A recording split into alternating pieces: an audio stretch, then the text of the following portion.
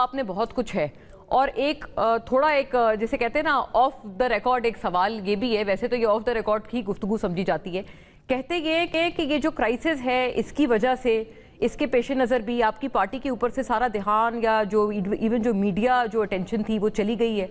تو آپ اس کو کیسے دیکھتے ہیں؟ اور یہ جو اسپیکر کا بیان ہے فارمر اسپیکر کا اسد کیسر کا، یہ آپ کو کتنا ڈویبل لگتا ہے given the kind of in fights جو کہ پی ٹی آئی میں اس وقت ہے؟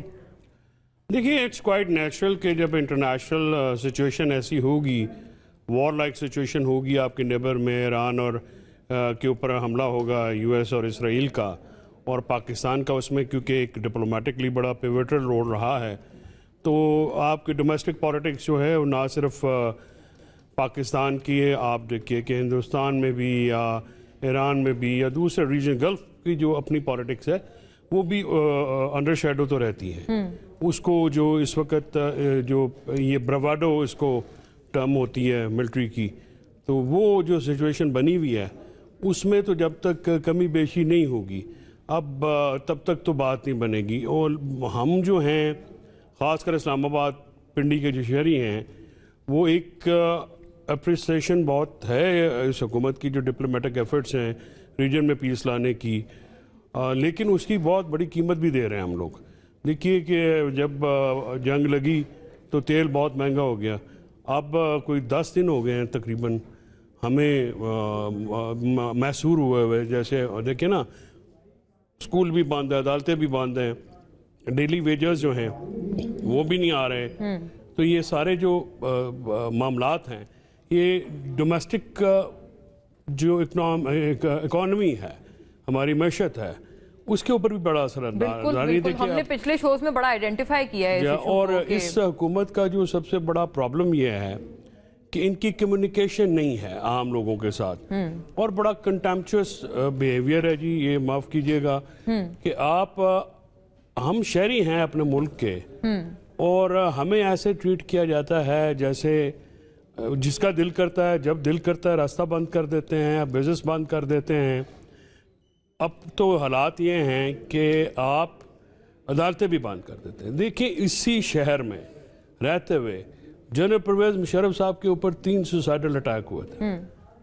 یکے بعد دیگرے، اللہ نے ان کو اس میں رکھا، لیکن تب بھی حالات اس طرح سے نہیں تھے۔ ہم سمجھتے ہیں یہ کمپلشنز جو انٹرنیشنل سیکورٹی سچویشن ہے، اسرائیل بہت بڑا شیطان ہے، وہ اس کی ہم بالکل سمجھتے ہیں، لیکن ساتھ میں ہم درخواست گزار ضرور ہیں حکومت سے کہ آپ عام لوگوں کا خیال کریں اور جتنا ہو سکے آپ سڑکیں بند ہیں، دکانیں بند ہیں،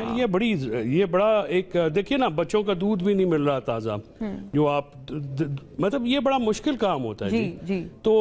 جو عام لوگ پیٹرول کا بھی فیول کا بھی کہتے ہیں کوئی شارٹیج ہو سکتا ہے، خدا نہ خواستہ ڈیلی مزدور آتے ہیں جو ڈیلی ویجز ہیں ان کے اوپر مسئلہ تو ہے نا جی، تو اس کا کوئی حل جو ہے حکومت بالکل دیکھیے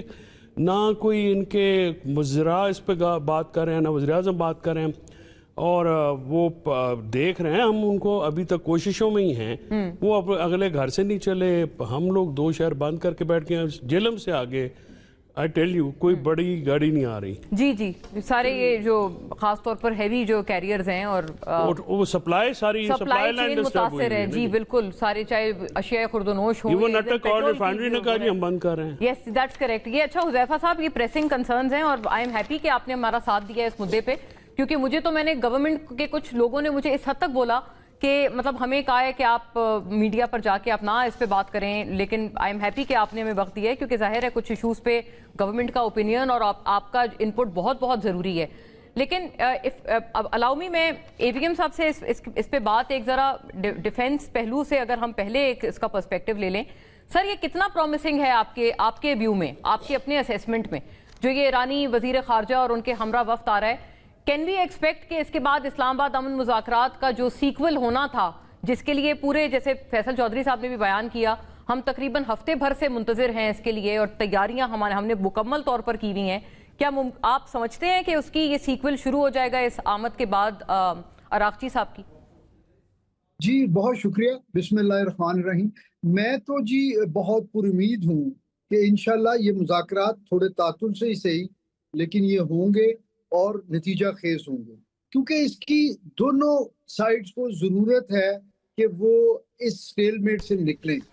کیونکہ ملٹری سلوشن امریکہ کے پاس بھی نہیں ہے. اگر ہوتا تو وہ کبھی بھی مذاکرات کے لیے کوشش ہی نہ کرتے، اور آپ کو پتہ ہے کہ مذاکرات کے لیے پہلی انڈیکیشن امریکہ کی طرف سے آئی تھی. اور اب دونوں سائڈز کو ضرورت ہے کہ وہ مذاکرات کریں اور اس خطے میں امن آئے، لیکن دونوں چاہتے ہیں کہ وہ کوئی ایسی انڈیو کنسیشنز دوسری سائڈ کو نہ دیں، جبکہ امریکہ کے جو سٹیکس زیادہ ہیں ان کے لیے ڈیسپریشن بھی زیادہ ہے، اور اسی لیے ایران نے ان کی ہر اوفینسو موو کا، وہ ڈپلومیٹک فرنٹ پہ ہو یا